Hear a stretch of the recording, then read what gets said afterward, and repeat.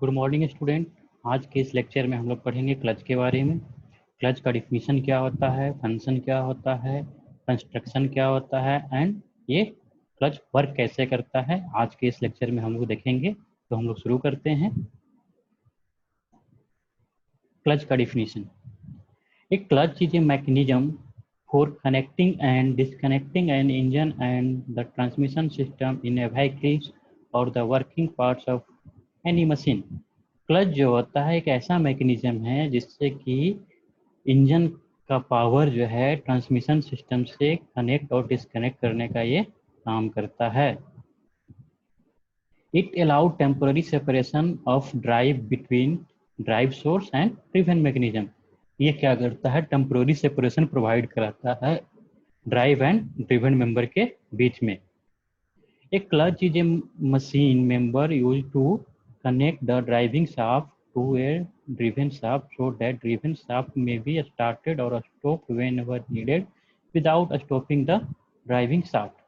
एक क्लच जो होता है एक मशीन मेंबर है जो कि ड्राइविंग शाफ्ट और ड्रिवन शाफ्ट को क्या करता है, जरूरत के अनुसार क्या करता है, स्टार्ट करता है और रोकता है बिना इंजन शाफ्ट को रोके हुए। ये क्या करता है, जरूरत के अनुसार को ड्रिवन शाफ्ट जो होता है उसको रोकने का काम करता है और कनेक्ट करने का काम करता है। नेक्स्ट हम लोग देखते हैं कि क्लच कैसे काम करता है। इसको समझने के लिए हम लोग क्या किए हैं, सिंपल दो डिस्क का यूज किए हैं। दो डिस्क है, एक डिस्क जो है इंजन से कनेक्टेड है शाफ्ट के थ्रू एंड अदर डिस्क जो है ड्रिवन डिस्क जो हुआ वो ट्रांसमिशन गियर बॉक्स से ये कनेक्टेड है। देखेंगे clutch can be demonstrate by two disc, drive disc attach to engine, driven disc attach to transmission input shaft. अब क्या करेंगे, इंजन जैसे रन कर रहा है तो क्या होगा, ये ड्राइव डिस्क क्या होगा, रोटेट करेगा और इसके फेस पे जो है क्या है, फ्रिक्शन मटेरियल लगा हुआ है और सेम अपोजिट डायरेक्शन में इसके फेस पे क्या है, फ्रिक्शन मटेरियल लगा हुआ है। तो क्या करते हैं हम लोग, इस ड्रिवन डिस्क को धीरे धीरे हम लोग क्या करते हैं, इसके कॉन्टेक्ट में लाते हैं। धीरे धीरे जब कॉन्टेक्ट में लाते हैं तो होता क्या है, दोनों कॉन्टेक्ट में आकर ये क्या करता है, आपस में कॉन्टेक्ट होकर रोटेट करने लगता है। क्योंकि इसके बीच में क्या है, फ्रिक्शन मटेरियल लगा हुआ है तो फ्रिक्शन के कारण ये क्या करता है, drive disc and driven disc दोनों रोटेट करने लगता है और इंजन का पावर जो है ट्रांसमिशन तक जाने लगता है। नेक्स्ट हम लोग इस देखेंगे कि क्लच का लोकेशन कहाँ पे होता है, क्लच कहाँ पे लगा होता है। तो क्लच देखेंगे, क्लच जो होता है सिंपली जो इंजन जो होता है, इंजन से जो पावर आता है शाफ्ट के माध्यम से, क्रैंक शाफ्ट के माध्यम से, उसके बाद जो होता है वो क्लच असेंबली लगा होता है और उसके बाद ट्रांसमिशन लगा होता है यानी गियर बॉक्स लगा होता है। तो गियर बॉक्स एंड इंजन के बीच में क्या होता है, मेरा क्लच फिट होता है, क्लच लगा होता है। इसका यूज कहाँ पे होता है, यूज देख लेते हैं। Disconnecting the engine with gear box, gear box से इंजन को डिस्कनेक्ट करने के लिए हम लोग क्या करते हैं, इसका यूज करते हैं। कब कब करते हैं, व्हेन स्टार्टिंग द इंजन, जब हमको इंजन को स्टार्ट करना होता है तो हम लोग क्लच लेकर के क्या करते हैं, डिस्कनेक्ट कर देते हैं और इंजन को स्टार्ट करते हैं। व्हेन चेंजिंग द गियर, जब हम लोग को गियर चेंज करना होता है तो हम लोग क्या करते हैं, इंजन के पावर को क्या करते हैं, गियर बॉक्स से डिसंगेज कर देते हैं, तब गियर चेंज करते हैं। व्हेन स्टॉपिंग द इंजन, हमें कभी कभी क्या होता है, इंजन ये गाड़ी को स्टॉप करना होता है, व्हीकल्स को स्टॉप करना होता है, तो उस समय भी हम लोग क्लच लेकर के स्टॉप करते हैं इंजन को। नेक्स्ट, क्लच के कौन कौन से कंपोनेंट होते हैं। तो क्लच का मेन रूप से 5 कंपोनेंट होता है, clutch plate, clutch facing, pressure plate, spring and bearing. Principle of operation of clutch.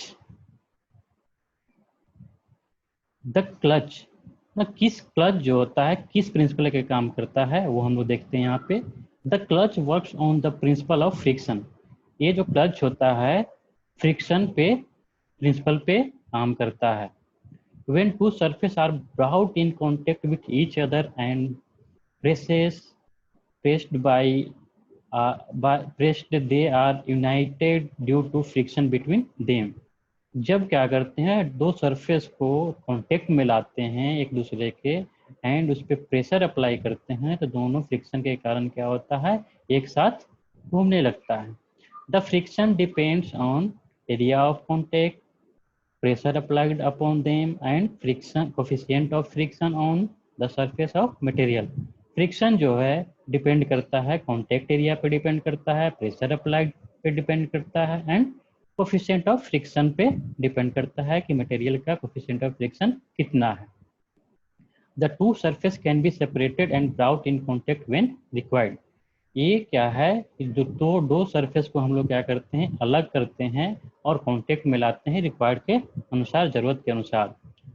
One is considered driving member and other driven member. The driving member is kept rotating when the driven member is brought in contact with driving member it also start rotating. इसमें एक को हम लोग क्या करते हैं driving member consider करते हैं जो कि इंजन से पावर के साथ कनेक्ट होता है और दूसरे को क्या करते हैं ड्रिवेन मेंबर। जब ड्रिवेन मेंबर को हम लोग क्या करते हैं ड्राइविंग मेंबर के कांटेक्ट में लाते हैं तो दोनों साथ साथ क्या होता है रोटेट करने लगता है। When the driven member is separated from the driving member it does not revolve. जब हम लोग क्या करते हैं ड्रिवेन मेंबर को सेपरेट कर देते हैं ड्राइविंग मेंबर से तो क्या होता है ये रिवॉल्व होना बंद हो जाता है, रिवॉल्व नहीं करता है। ये था principle of operation of clutch. किस प्रिंसिपल पे काम करता है तो ये फ्रिक्शन के प्रिंसिपल पे काम करता है। अब हम लोग यहाँ पे देखेंगे क्वाइल स्प्रिंग टाइप क्लच। तो क्वाइल स्प्रिंग टाइप क्लच में क्या होता है सबसे पहले यहाँ पे इंजन से क्या हो रहा है ड्राइविंग शाफ्ट के जरिए क्या हो रहा है पावर आ रहा है फ्लाईव्हील में। ये जो ब्लैक कलर का दिखलाया गया है ये फ्लाईव्हील है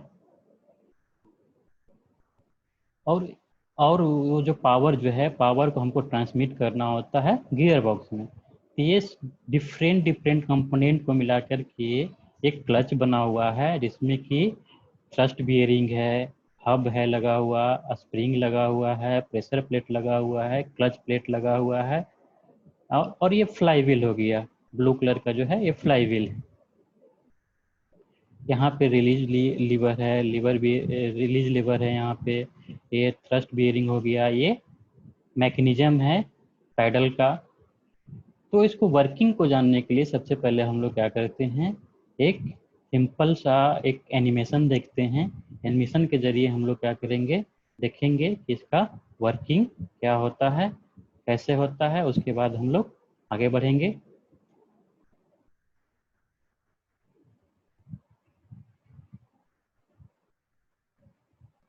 सिंपली ये क्या है ये हो गया ये हमारा है फ्लाईव्हील हो गया। फ्लाईव्हील से क्या होता है जस्ट उसके बाद क्लच प्लेट लगा होता है फिक्स होता है और उसके बाद क्या होता है ये जो ऑरेंज कलर का दिख रहा है ये हो गया प्रेशर प्लेट और ये रेड कलर का दिख रहा है ये हो गया क्लच प्लेट और ये जो चार दिख रहा है ये हो गया ये लीवर है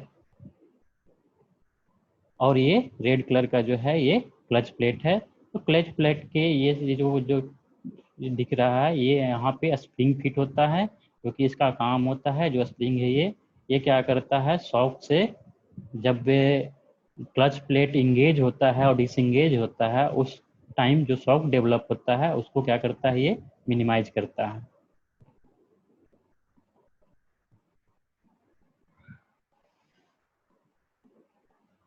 ये होता है थ्रस्ट बियरिंग,